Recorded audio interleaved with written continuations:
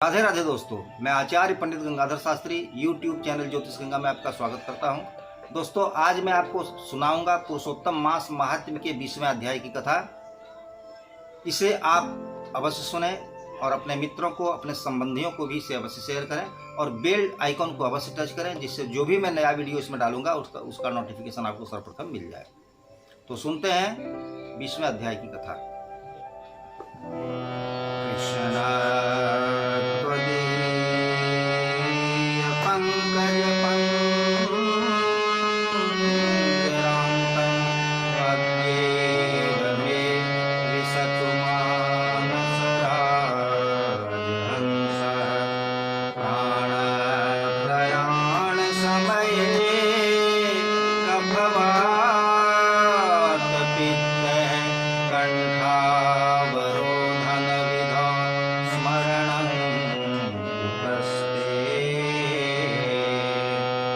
वंशी विभूषित करा नवनीरदाभा पीतांबरा दरुण बिंब फलाधरोष्ठा पूर्णेन्दु सुंदर मुखादर बिंब नेत्रा कृष्णात् परं किमपि तत्त्वमहम्। जय जय श्री राधा रमण, जय जय नवल किशोर, जय गोपी चित चोर प्रभु, जय जय माखन चोर। ध्येयं सदा परिभवघ्नमभीष्टदोहं तीर्थास्पदं शरण्यं प्रेत्यार्तिहं प्रणतपालभवाब्धिपोतं वन्दे महापुरुष ते चरणारविन्दम्।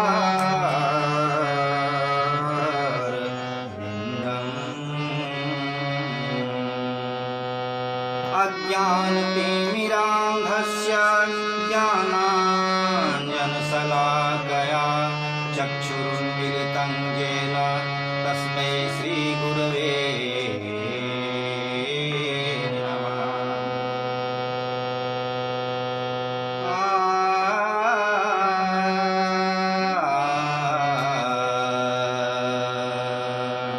तप्त कांचन गौरांगी श्री राधे वृंदावनेश्वरी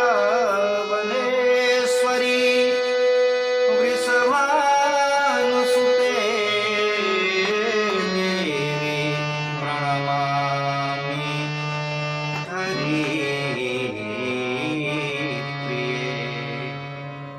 बोलिए श्री कृष्णचंद्र भगवान की जय, वृंदावन बिहारी लाल की जय, पुरुषोत्तम भगवान की जय। अथ कथा 20तमोऽध्याय। श्रुतवाच नारायण मुखात् श्रुत्वा प्राक्तनं गृह्णन् धन्मना नातितृप्तमना विप्रा नारदः पृष्टवान् मुनिं। नारदवाच किमुवाच महाराजो वाल्मीकि मुनिषत्तमा तन्मे वद विनीताय तपोधन सुविस्तरम्। श्रीनारायण उवाच शृणु नारद वक्ष्येऽहं ययुक्तं गृह्णन्मना अनून्य महाप्रज्ञं वाल्मीकिं मुनिषत्तमा। सूत जी ने कहा कि हे ऋषियों, नारायण के मुख से राजा दृढ़धर्मा के पूर्व जन्म का वृत्तांत सुनकर अत्यंत तृप्त न होने के कारण नारद जी ने ऋषि पर्वत नारायण जी से पूछा। नारद जी ने कहा कि हे तपोधन, हे महाराज, दृढ़धर्मा ने मुनि श्रेष्ठ वाल्मीकि जी से क्या कहा, सो विस्तार पूर्वक मुझ विनीत से बतलाइए। श्री नारायण ने कहा कि हे नारद सुनिए, राजा दृढ़धर्मा ने महाबुद्धिमान मुनिराज वाल्मीकि जी की प्रार्थना करके जो कुछ कहा पूछा सो मैं बतलाऊंगा। राजा दृढ़धर्मा ने प्रश्न किया कि हे मुनिवर, मुक्ति की कामना करने वाले व्यक्ति पुरुषोत्तम मास का सेवन किस प्रकार करें, किसकी पूजा करें, किस प्रकार करें, किस वस्तु का दान करें और इसके करने की क्या विधि है, यह सब लोक कल्याण की भावना से मुझसे कहिए। क्योंकि आप जैसे महामना महर्षि समस्त विश्व के कल्याण के निमित्त ही पृथ्वी पर विचरते रहते हैं। यह पुरुषोत्तम मास स्वयं साक्षात भगवान पुरुषोत्तम है। उस पुरुषोत्तम मास की आराधना करने से महान पुण्य होता है। यह बात मैंने आपके मुख से भली भांति सुन ली है। पूर्व जन्म में मैं सुदेव नामक ब्राह्मण श्रेष्ठ होकर विधान के साथ इस मास का सेवन किया। फल स्वरूप मेरा मरा हुआ पुत्र उठ खड़ा हुआ। हे ब्रह्मर्षि, पुत्र शोक के कारण बेसुध और निरंतर निराहार मेरा यह पुरुषोत्तम मास बिना जानकारी के ही बीत गया। बिना जानकारी के पुरुषोत्तम मास का ऐसा फल हुआ कि मरा हुआ सुखदेव उठ खड़ा हो गया। अनंतर भगवान हरि के कहने पर इस अनुभव किए हुए पुरुषोत्तम मास का सेवन किया।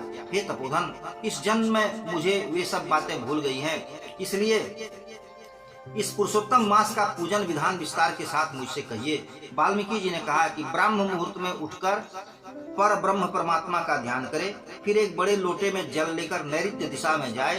पुरुषोत्तम मास के सेवन करने वाले शौच के लिए गांव से कुछ दूर निकल जाएं। दिन में और संध्या में कान पर जनेऊ रखकर और उत्तर की ओर मुंह कर, पृथ्वी को तिनके खरपतवार से ढककर, सिर पर कपड़ा लपेटकर और मुंह को बंद करके अर्थात मौन होकर न थूके न सांस ले, इस प्रकार मलमूत्र का त्याग करे। और यदि रात्रि का समय हो तो दक्षिण की ओर मुंह कर मलमूत्र का त्याग करे। फिर मूत्रेंद्रिय पकड़कर उठे, शुद्ध मिट्टी ले, आलस्य छोड़कर दुर्गंध दूर करने के लिए मिट्टी से शुद्धि करे। लिंग में 1 बार, गुदा में 5 बार, बाएं हाथ में 3 बार, दोनों हाथों में 10 बार मिट्टी लगावे। दोनों पैरों में 14 बार मिट्टी लगावे। गृहस्थ आश्रम में रहने वाले व्यक्ति के लिए शौच विधि है। इस प्रकार शौच कर मिट्टी और जल से पैर और हाथ धोकर दूसरा कार्य करे। तीर्थ में शौच न करे, तीर्थ से जल निकालकर शौच करे। 2 हाथ जल वाली गढ़ी को छोड़कर यदि अनुद्धत जल में अर्थात तीर्थ में शौच करे तो बाद में तीर्थ की शुद्धि करे, नहीं तो वह तीर्थ अशुद्ध हो जाता है। इस प्रकार पुरुषोत्तम मास का उत्तम व्रत करने वाले शौच करें। फिर 16 कुल्ला अथवा 12 कुल्ला करे। मूत्र करने के बाद गृहस्थाश्री का कर्तव्य है कि 8 अथवा 4 कुल्ला करे। उठकर पहले दोनों आंखों को धो डाले, फिर दतुअन ले आवे और इस मंत्र को पढ़कर दतुअन करे कि हे वनस्पति, आप मुझे आयु, बल, यश, वर्च, प्रजा, पशु, धन, वसु, ब्रह्म ज्ञान और मेधा बुद्धि प्रदान करें। अपामार्ग, चिड़चिड़ा अथवा बैर की 12 अंगुल की छेद रहित भुनी हुई नहीं होनी चाहिए। दतुअन कानी उंगली के समान मोटी हो और जिसके पोर के अगले आधे भाग में कुची बनी हो, उस दतवन से मुंह साफ करे। रविवार के दिन लकड़ी से दतवन करने का निषेध है, अतः 12 कुल्ला से मुख शुद्धि करे। बाद आचमन करके अच्छी तरह प्रातः काल में स्नान करे। स्नान के बाद उसी समय तीर्थ के देवताओं को तर्पण के द्वारा जल देवे। समुद्र में गिरने वाली नदी में स्नान करना उत्तम कहा गया है। बावली, कुआं, तालाब में स्नान करना विद्वान में मध्यम कहा है और गृहस्थ को घर पर स्नान करना सामान्य कहा गया है। स्नान के बाद शुद्ध और सफेद ऐसे 2 वस्त्रों को धारण करे। ब्राह्मण कंधे पर रखे जाने वाले दुपट्टे को सावधानी के साथ सर्वदा धारण करे। पवित्र स्थल पर पूर्व की ओर मुंह करके अथवा उत्तर की ओर मुंह करके बैठे। शिखा बांधकर दोनों जांघों के अंदर हाथों को रखे। हाथ में कुशा की पवित्री पहनकर आचमन की क्रिया करे। ऐसा करने से पवित्री अशुद्ध नहीं होती है, किंतु भोजन करने से पवित्री अशुद्ध हो जाती है। इसलिए भोजन के बाद उस पवित्री का परित्याग कर दे। आचमन के बाद गोपी चंदन की मिट्टी से तिलक धारण करे। यह तिलक ऊर्ध्व पुंड्र हो, सीधा हो, सुंदर हो और डंडे के आकार का हो, ऐसा तिलक लगावे। ऊर्ध्व पुंड्र हो अथवा त्रिपुंड्र हो, किंतु उसके बीचों बीच छेद बनावे, क्योंकि ऊर्ध्व पुंड्र में लक्ष्मी जी के साथ स्वयं हरि भगवान वास करते हैं और त्रिपुंड में पार्वती जी के साथ साक्षात भगवान शंकर वास करते हैं। विद्वानों ने कहा है कि बिना छेद का पुंड्र कुत्ते के पैर के समान होता है। सफेद तिलक ज्ञान को देने वाला होता है। लाल तिलक मनुष्यों को वश करने वाला होता है। पीला तिलक समस्त सिद्धियों को देने वाला होता है। इसके अतिरिक्त अन्य प्रकार का तिलक न लगावे। गोपी चंदन की मिट्टी से शंख, चक्र, गदा, पद्म बनावे। यह समस्त पापों को नाश करने वाला और पूजा का अंग कहा गया है। जिनके शरीर में शंख, चक्र आदि भगवान के आयुधों का चिन्ह देखने में आवे, उन मानवों को साधारण मानव नहीं समझना। वे भगवान के नित्य शरीर हैं। जो शंख, चक्र आदि चिन्हों को नित्य धारण करते हैं, उन देही के पाप पुण्य स्वरूप हो जाते हैं। नारायण के आयुधों से जिनका शरीर नित्य चिन्हित रहता है, उसका कोटि कोटि पाप नष्ट होने पर भी जमराज क्या बिगाड़ सकता है। अनंतर प्राणायाम करके संध्या वंदन करे। प्रातः काल की संध्या विधि पूर्वक नक्षत्र के रहने पर जब तक तारे दिखाई पड़े तब तक करे। जब तक सूर्य नारायण का दर्शन न हो जाए तब तक गायत्री का मंत्र जप करते रहे और सूर्योपास्थान मंत्रों से उठकर अंजलि बांधकर उपस्थान करे। सायंकाल के समय अपने पैर को पृथ्वी पर करके अभिवादन प्रणाम करे। जो न्यूनता रही गई हो उसे अस्य स्मृत्याच नामोक्त्या तपो यदि क्रियादिषु न्यूनं संपूर्णतां याति सद्यो वंदे तमच्युतम। इस मंत्र से पूरा करे और द्विजन्मा ब्राह्मण, क्षत्रिय और वैश्य श्रद्धा के साथ विधि पूर्वक संध्या करते हैं। उनको तीनों लोक में ऐसी कोई वस्तु नहीं जो दुष्प्राप्ति हो। यह मैंने दिन के आदि भाग प्रातः काल के कृत्य का वर्णन किया। इस प्रकार प्रातः काल के नित्य कर्म को करके हरि भगवान का पूजन करे। लीपे हुए शुद्ध स्थान में नियम से स्थित होकर और मौन तथा पवित्र होकर गाय के गोबर से वृत्त, गोल अथवा चतुरस्र चौकोर मंडल बनाकर व्रत की विधि सिद्धि के लिए चावल से अष्टदल कमल बनावे। अनंतर सोने का अथवा चांदी का अथवा तांबे का अथवा मिट्टी का मजबूत और नया छेद सुराख रहित शुद्ध कलश को उस मंडल के ऊपर स्थापित करे। फिर उस कलश में शुद्ध तीर्थों से लाए हुए कल्याणप्रद जल भरे। कलश के मुख में विष्णु, कंठ में भगवान रुद्र भली भांति वास करते हैं। उसके मूल पेंदी में ब्रह्मा जी स्थित रहते हैं। मध्य भाग में मातृगणों का वास है। कोख में समस्त समुद्र और 7 द्वीप वाली पृथ्वी ऋग्वेद, यजुर्वेद, सामवेद और अथर्ववेद अपने व्याकरण, निरुक्त, छंद, ज्योतिष आदि 6 अंगों के साथ ये सब कलश में स्थित हों।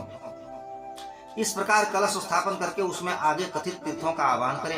गंगा, गोदावरी, कावेरी और सरस्वती मेरी शांति के लिए और मेरे पाप समूह के नाश के लिए के उद्देश्य से आवे। तत्पश्चात उस कलश का मंत्र पाठ पूर्वक गंध, अक्षत, नैवेद्य और उस ऋतु में खिलने वाले देशी फूलों आदि उपचारों से पूजन करे। उसके ऊपर पीतांबर से लपेटा हुआ तांबे का पात्र स्थापित करे। उस पात्र के ऊपर राधा के साथ भगवान हरि की मूर्ति स्थापित करे। राधा के सहित पुरुषोत्तम भगवान की सोने की मूर्ति बनवावे और भक्ति में तत्पर होकर विधि विधान से उस पर मूर्ति की पूजा करे। पुरुषोत्तम मास के पुरुषोत्तम देवता है। पुरुषोत्तम मास लगने पर उनकी पूजा करनी चाहिए। जो इस भव सागर में डूबते उतराते प्राणियों को उबारते हैं, यह ध्रुव सत्य है। उनकी इस पृथ्वी तल पर कौन मरण धर्मा मनुष्य है जो पूजा नहीं करना चाहेगा। ग्राम फिर मिलते हैं, धन फिर मिलता है, पुत्र फिर मिलते हैं, शुभ अशुभ कर्म फिर मिलते हैं, परंतु यह नर्तन फिर नहीं मिलता। उस शरीर की रक्षा धर्म के लिए और धर्म की रक्षा ज्ञान के लिए हुआ करती है और ज्ञान से मोक्ष सुलभ होता है करता है। इसलिए धर्माचरण करना चाहिए। देह रूपी वृक्ष का फल सनातन धर्म का कहा गया है। जो शरीर धर्म से रहित है वह बांझ पेड़ जिसमें न तो फूल लगते हैं और न तो फल ही लगते हैं के समान निष्फल है। सहायता के लिए न माता कही गई है और न पत्नी, न पुत्र आदि कहे गए हैं तथा न पिता, न सहोदर भाई, न धन कहे गए हैं। केवल धर्म ही स्थित रहता है। वृद्धावस्था शेरनी के समान भय देने वाली और व्याधियां शत्रु की भांति पीड़ा देने वाली होती है। फूटे हुए बर्तन से जिस तरह जल टपकता है उसी तरह आयु प्रतिदिन क्षीण होती रहती है।